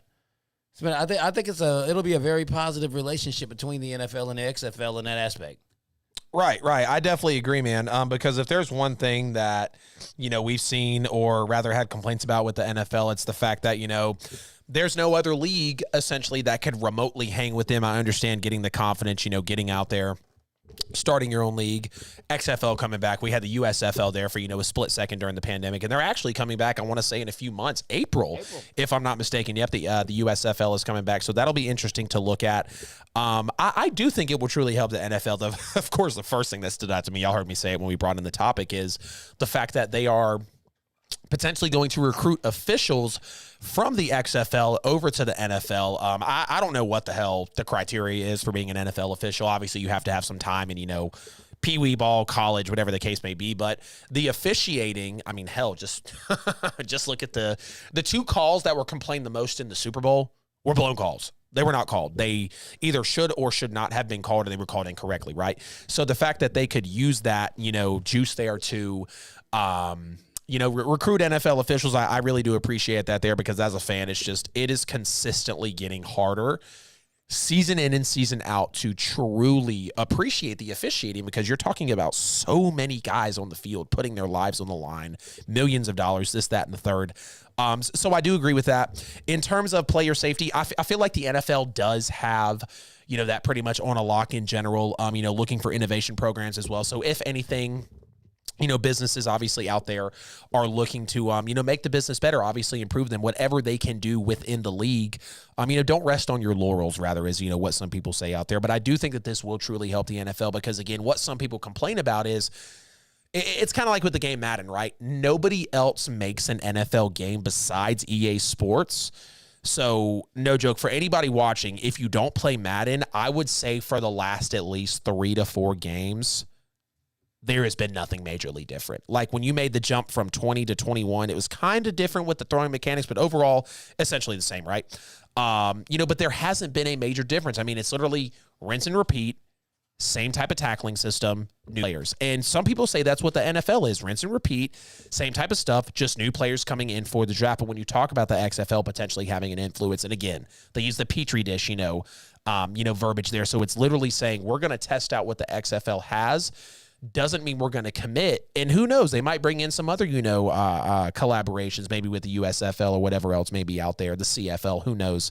But yeah, I think it will help the NFL because it's kind of, it just goes back to the, two brains are better than one on a situation. Two pairs of eyes are better than one on a situation. When you have help and collaborating ideas, it's never going to be a negative thing, for your league. But now moving on, I know we don't talk baseball on here a lot, guys, but when I threw this into the lineup, I was just truly taken back again how we are referring to Freddie Freeman with the World Series champions, the Atlanta Braves, literally the champions of baseball right now. There are rumors that Freddie Freeman might not be returning to the Atlanta Braves. After they've, during the lockout, after they've won the World Series championship. And if there's one thing that I can say about this situation, it's the fact that wouldn't it be the most Atlanta Braves damn thing to do to literally be, and I don't say this disrespectfully, but the best team in Major League Baseball winning the championship, right? But you can't bring back your best player. How does that make any sense? Because, again, I've talked about it on this show when we, rarely bring baseball into the topic. The Braves, just like a lot of Atlanta teams, have been consistently cheap year over year, season over season. They don't want to pay the big money. They want to always try to cheap out. They want to go potentially fish for free agents. And when Freddie Freeman literally had an offer, I think it was not a year. I think it was about 2 months back, if I'm thinking correctly. Freddie Freeman had an offer on the table for, I want to say, about $27.5 million a year. Extremely disrespectful.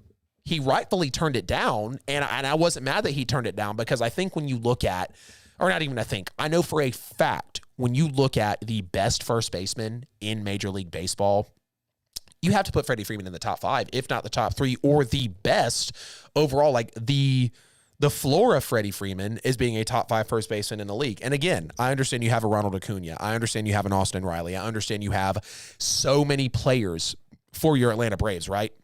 But we know, without a doubt, and Gary and Bell, correct me if I'm wrong, that Freddie Freeman is the best player for the Atlanta Braves right now. Yes, over Ronald Acuna Jr. Even if Acuna was playing, I still believe that Freeman would have been the best player overall on this team. And I don't understand how it becomes any sort of a speculation, because I understand the numbers in the NLCS, right? Oh, my God, he played horrible. Or in the divisional series, played horrible. He was like 0 for 7, 5 strikeouts, 7 strikeouts, whatever it was, right? I totally understand the concern with that and essentially the, I guess, reservation. And Fee, stop me at any point that you want to, man. I guess the reservation, rather, that the Braves have. But again, it would be the most Atlanta sports, let alone Braves thing to do, to win the championship and at any cost not be able to bring back your best player. Because let's just look at what I'm alluding to here, right, with Atlanta sports teams. Well, not even Atlanta sports teams. Let's just talk about the Braves, because we for sure have seen this pattern with the Braves.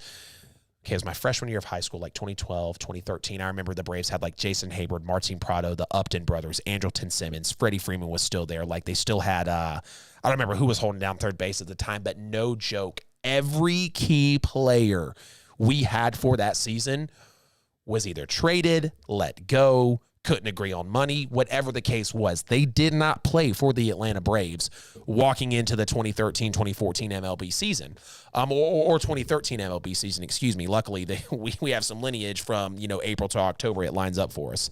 And I literally remember sitting there in class wondering, how the hell do they let these players go? Because to me, I don't think the Braves were as talented this year, ironically, even with winning the World Series.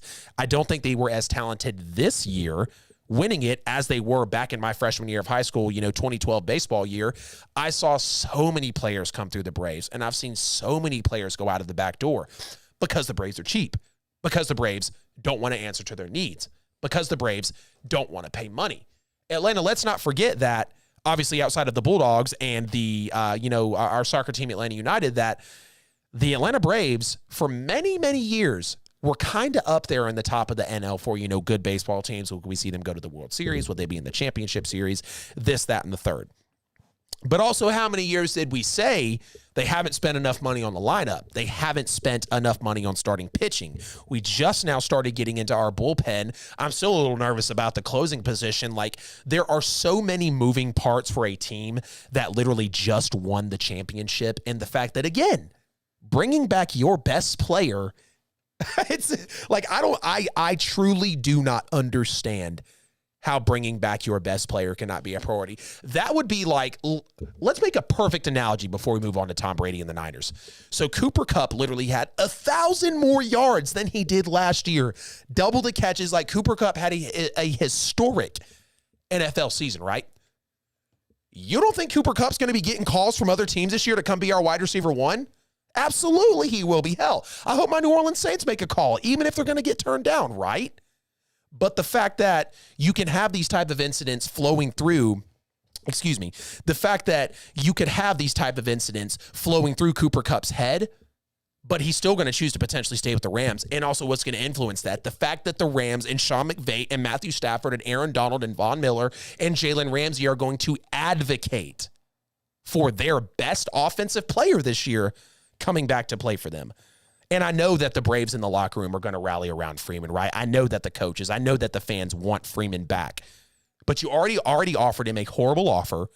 Now there's rumors after the MLB lockout, which I don't understand. Billionaires and millionaires, you're literally in the top one of the 1% of the world with money, are fighting right now, for this MLB lockout.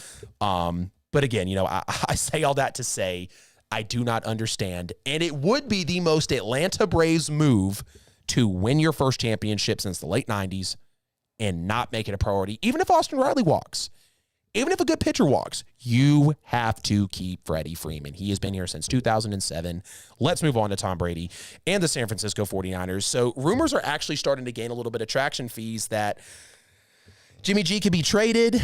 Tom Brady could come out of retirement if he's ever going to settle in and actually come back and play for the San Francisco 49ers. Now, the ultimate question is, what do you think the Super Bowl odds could be for this Niners team if they actually made this trade?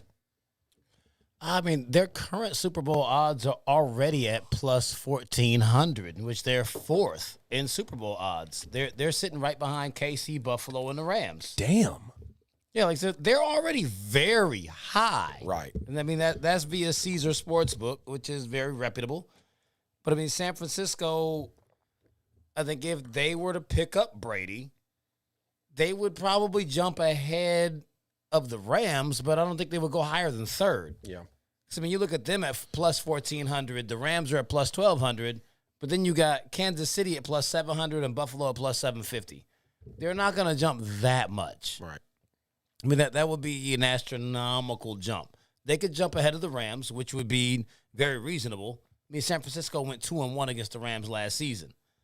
2 of those games were 3-point games. They won one of them in overtime by 3 points at the end of the season to make the playoffs, and then they lost by 3 in the NFC Championship game. So, I mean, they feel like they were 3 points away from a Super Bowl with Jimmy G. If you bring in Brady, then it's not far-fetched to be like, oh, they absolutely would have been in the Super Bowl if they had him instead of Jimmy. But the other top 2 odds are just a little bit too high for them to jump any farther than that. So, I mean, as far as their odds are concerned, I would say that would jump them into the 3 spot. But if you consider the fact that the 2 teams ahead of them are in the AFC, them jumping to the 3 spot places them in the Super Bowl. They don't have to play Tampa. I mean, they don't have to play Kansas City or Buffalo until the Super Bowl. Yeah. They're not NFC teams because the NFC is not that strong.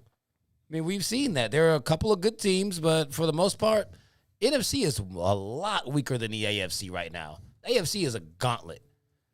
They're stacked over there. So, I mean, if he was to go to San Francisco, they would definitely be the favorite to represent the NFC in the Super Bowl in Super Bowl 57. The favorite in the NFC, you think, to represent the Super Bowl? Yeah. Sorry, I'm typing back to Banks on here. He told me I was just talking. Sorry, I had to get back at him there. So Tom Brady to San Francisco. Okay, so first of all, I remember when I was at a restaurant job and I was actually opening the bar and we had a couple TVs there, and Skip and Shannon on FS1 were literally talking about, okay, there's rumors about Tom Brady leaving, this, that, and the third. And I was like, wow, these guys really need some content, don't they? I was like, there's no damn way that Tom Brady leaves. Like, we had seen what he's done. It was Brady, right? It was Brady in New England. Nobody ever thought that a bond like that was going to be broken until it happened. And so now you have the speculation here of, obviously, Brady wanting to go over to San Francisco. They've got a lot of leadership. Well, not a lot of leadership. They got a lot of talent over there. They got a lot of young players. So you have to ask yourself, would Tom Brady be able to benefit off of that situation? And I do say yes in that aspect because you obviously have Kyle Shanahan. You're going to have a great defense behind you, which Brady has really benefited from within his entire career. Definitely a top 10 defense. And again, you'll have offensive weapons to where he would be able to be comfortable. He would walk into a situation that was better than some of the last years in New England. Obviously not better than, the Bucs, the Bucs organization, but it could potentially compare considering how, 3 years, 2 NFC championships, and we're talking about Jimmy Garoppolo. Tom Brady, I think personally, probably the most clutch player of all time in the NFL, would definitely be able to, clinch some of those moments for the 49ers, would definitely be able to, come through in those big moments where the 49ers have fell short because, again, when Jimmy G came in and he won like the last 5 games after they traded for him. And then Kyle Shanahan came in and they kind of had some bad times, but then the healthy year comes around and the Super Bowl comes in. If you're talking about another healthy year, even with a 45-year-old potentially Tom Brady, I don't know if I'm going to necessarily say they will be the NFC favorites to go to the Super Bowl, but I can't disagree with, the top 3 to 5 Super Bowl odds, And, because we know who Brady is. We don't have to sit up here and talk about what Brady's been in his entire career. It's Tom Brady. Literally, those 2 words, Tom Brady, that's enough to summarize 20 years, right?